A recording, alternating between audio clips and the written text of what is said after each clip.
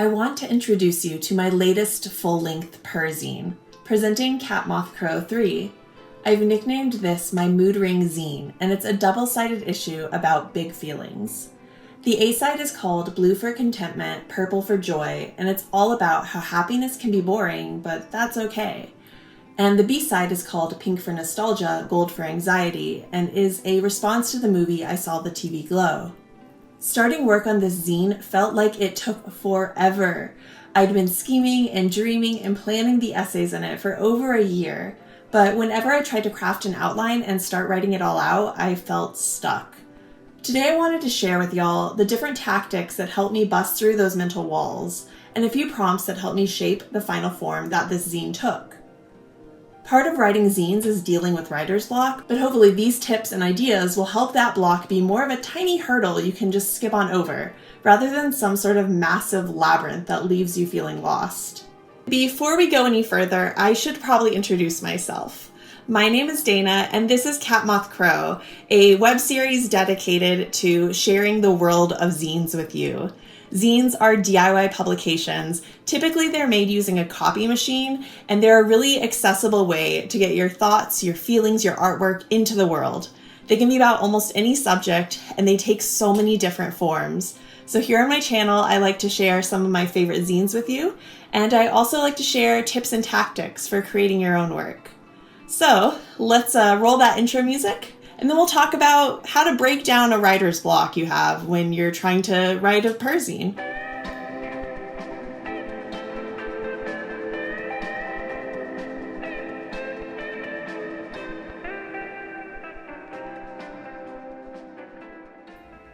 This video is all about perzines, which are about personal storytelling or memoir.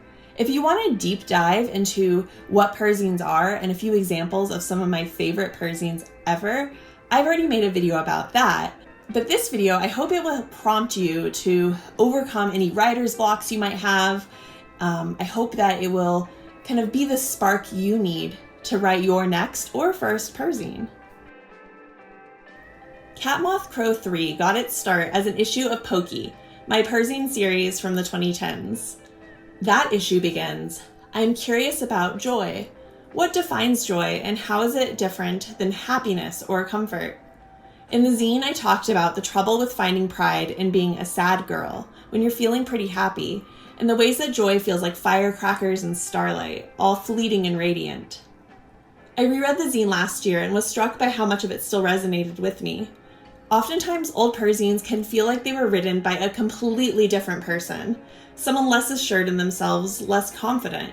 But not only did so much of the writing in that particular issue still resonate, but it made me eager to explore my relationship to those feelings now, in my 30s. If you've been writing zines for a while, revisit your first issues. What about them still resonates? Is it time for an updated edition, a part 2? Is there a sentence you're still especially proud of? Write it down and then write something brand new using those words as a jumping off point. Responding to our own works, revisiting the words we wrote 1, 5, 10, 20 years ago can be a wonderful way to spark the match that gets the creative fires roaring. Or maybe you've never written a perzine before and are listening to this for the inspiration needed to start. In that case, crack open your journal and create a zine out of the entries. I think one of the easiest way to write a perzine is to grab your diaries and publish them. If Anna's Nan were still alive today, I bet that she'd be a zinester. Sylvia Plath, too. Diaries are the life source for all good perzines, and you can mine your private thoughts for words to share publicly.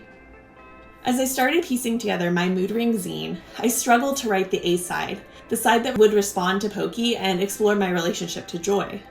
I pieced together bits and pieces from scribbled notes, fragments of thoughts, but the words just didn't flow, and anytime I sat down to write, I felt drawn to do literally anything else, suckered by intimidation. What finally got me writing was flipping through my journals. I saw in my daily diaries a clear through line. My life wasn't full of these big firework moments of showy joy, but a more quiet, everyday contentment.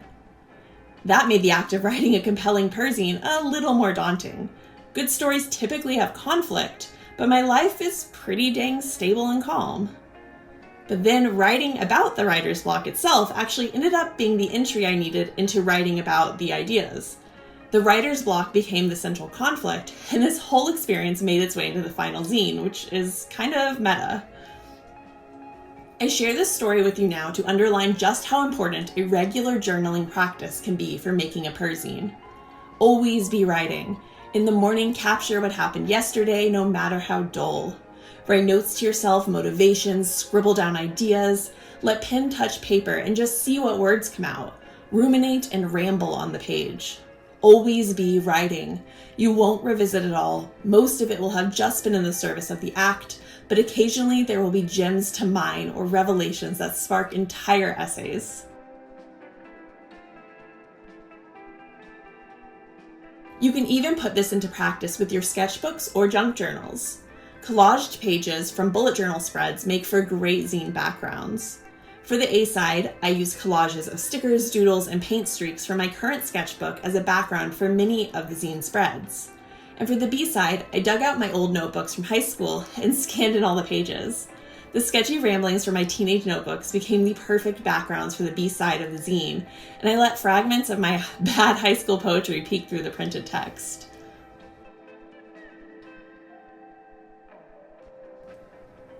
Around the same time that I was rereading old issues of Pokey, I watched the movie I Saw the TV Glow. As I say in the zine, that movie cracked me open like a geode. I had never seen a film capture just how suffocating and alienating it can feel to grow up in the suburbs.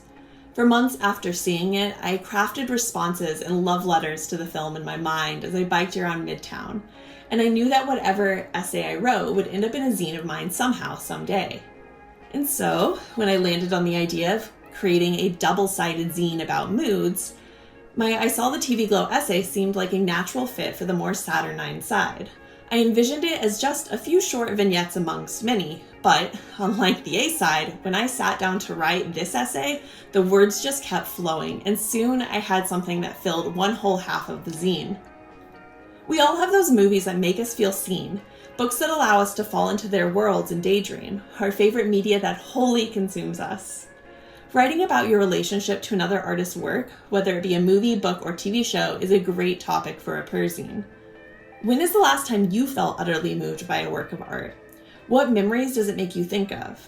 In what ways does the movie or story or song mirror your real life? When you share your personal connection to a movie or TV show, you not only excavate your own emotions, but you might even make connections with other fans. I've noticed at Zine Fest that perzines can often get passed over. They sometimes intimidate people, but fanzines are usually my best sellers. Creating a fanzine-perzine hybrid can be a wonderful way to share your work with folks who might not otherwise take a chance on personal storytelling. A zine that melds fanzine and perzine beautifully is Charlie Fairfield's Weeping Willow #1. This horror-themed zine is achingly honest, warm and inviting, like a comfy 1970s sofa in the living room of a haunted house. In the zine, Charlie shares horror-lit recs, their recent reads and watches, and their memories of growing up in a horror family, being schooled in the genre by their dad and grandpa. They even have their own essay about I Saw the TV Glow, which, seriously, if you haven't seen it yet, go watch this movie. All of us zinesters rambling about it should let you know just how fucking special it is. For me, though, the highlight of the issue was an essay about their grandfather and ventriloquist puppets and the book How to Sell a Haunted House by Grady Hendrix.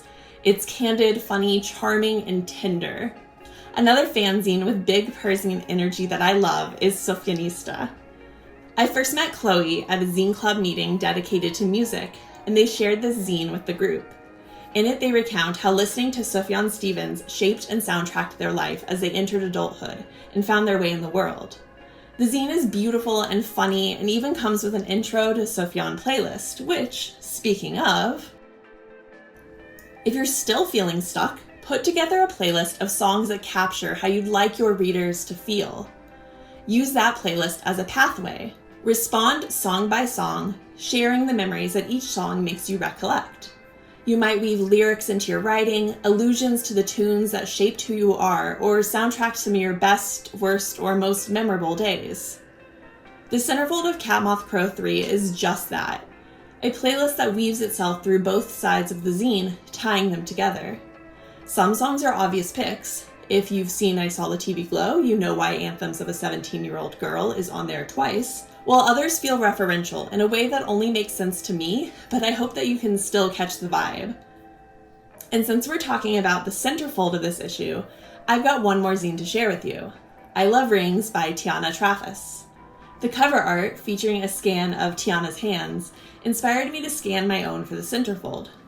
This handwritten zine seems simple enough, featuring images of all the rings in Tiana's collection, but don't take that to mean it's just some sort of catalog. Tiana also features the stories about how she acquired each one, and that makes this zine so special. I love getting a glimpse at other folks' lives through the objects that they treasure. And just on a side note, does Tiana not have like the most beautiful handwriting ever? It's so elegant. Alright Zinesters, I've got one last idea to share with you, and this one's a little bit esoteric. When I was flipping through my old journal entries to build the A side of the issue, I came across a tarot reading I had done last spring to celebrate the start of the season and visualize what could come next. The cards helped me think about certain aspects of my past, present, and potential future, and I wrote at length in my journal about the wisdom and reminders that reading brought up for me.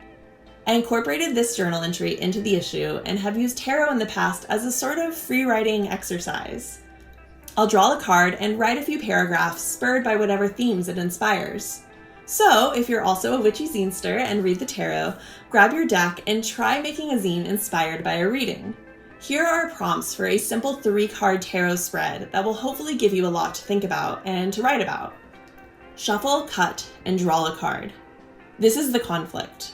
This represents something that has been dogging you, keeping you up at night, an anxiety or some sort of inner turmoil or external hurdle. Draw 2 more cards.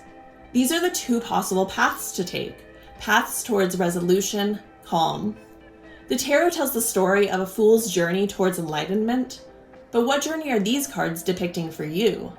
Let the cards act as a mirror, reflecting back parts of your reality and illuminating previously ignored patterns. What themes are apparent? Do the cards reveal anything you'd like to share? Obviously, doing a tarot reading to jumpstart the zine making process isn't going to be for everyone, but I hope at least a few of these ideas are the push you need to write your next or first ever perzine. The act of writing anything, be it a zine or a novel or an essay or an article, it can be really intimidating, but having that finished zine in your hands is such a wonderful reward. And sharing it with people makes it all the better. So if you do end up writing a perzine using any of these prompts or ideas, let me know about it down in the comments. Maybe we can make a trade. And if you'd like to check out CatMothCrow 3, I do have copies available in my shop on catmothcrow.com. And that's all I've got for y'all now today. This video was a little bit, I guess, a return to form for me. I had been doing a lot of first impression zine reviews, and while I love those, I also wanted to get back into doing tutorials or zines that would help, videos that would help bring new zine makers into the fold. So that's where we're at. If you're new here, thank you so much for watching. I hope you like and subscribe. And if you're an old-time fan, thank you for sticking with me. And biggest thanks of all to my Snail Mail Society, the folks who support me monthly at catmothcrow.com, and they get a monthly print newsletter and other cool perks like playlists. And yeah, that's it. I hope that you're having a wonderful day and that you are filled with inspiration to get writing and to make the zine of your dreams happen. Bye!